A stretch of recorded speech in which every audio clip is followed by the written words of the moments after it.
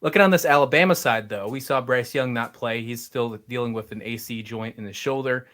He tried to get in at the end of the game. We heard in some of the college football insiders, he tried to get in. So sounds like he'll probably be back next week against Tennessee. Going to be one hell of a football game. Really excited for that. Number 3 versus number 6 in the nation.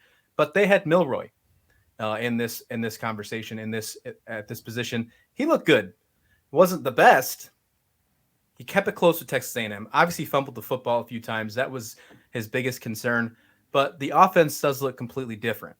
If he's going to be the quarterback moving forward next year, it's not going to be pass centric. Looks like it'll be a more run centric kind of, maybe like a Jalen Hurts, like they were when Jalen was a freshman, maybe something like that. Really makes you wonder how that's going to be. If for some reason Bryce Young's not good to go, I think they're in trouble. But I don't think that's the case. What was your thoughts on Milroy?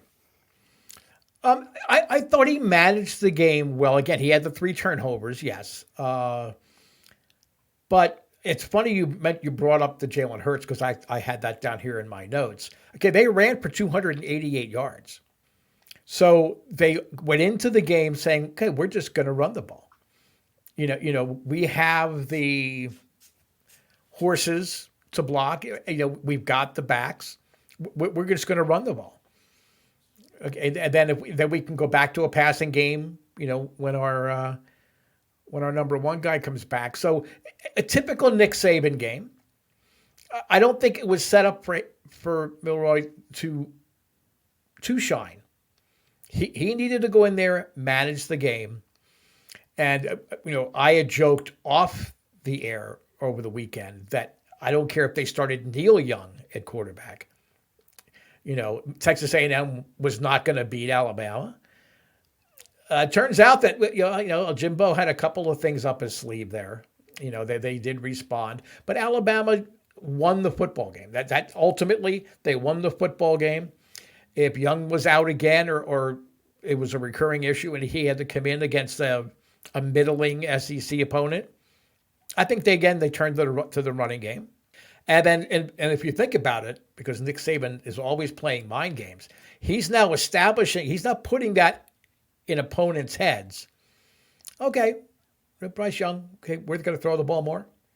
We have over the last couple of years, but we're totally capable and we're happy running the ball next year. So that's he's already getting in their heads. They're what, 5 games into the year, and Nick Saban's already in SEC defensive coordinators' heads for next year. I find it surprising that the backups at SEC schools aren't a little bit more advanced. Even like at Kentucky, you would think, what's the SEC? So maybe the transfer portal is hurting college football in a lot of ways as far as quarterback depth. I think this is my thought on that. I think that in the past, before the transfer portal was immediate, you had backup quarterbacks that would sit behind, be okay with being QB2 on Bama because they knew their next year that was theirs. Now, because they know it's immediate, these coaches say, "Hey, look, you're not going to be the quarterback this year. Why don't you go to this G5 school or this ACC school, go be the starter as a freshman, get your stats, feel good about yourself, build some confidence, and then come transfer in next year." I think we're going to see a lot of that in the offseason. I think we kind of already started seeing that last year, but I think that's what's changing. I think the transfer portal really has changed the quarterback position, especially because of the backups. So when we do have a quarterback go down, even in the SEC, that quarterback that comes in as a backup becomes a complete question mark.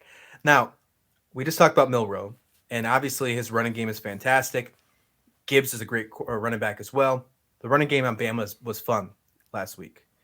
Makes you wonder if he's going to be in some sort of package in the future to try to bolster the running game once Bryce Young's healthy.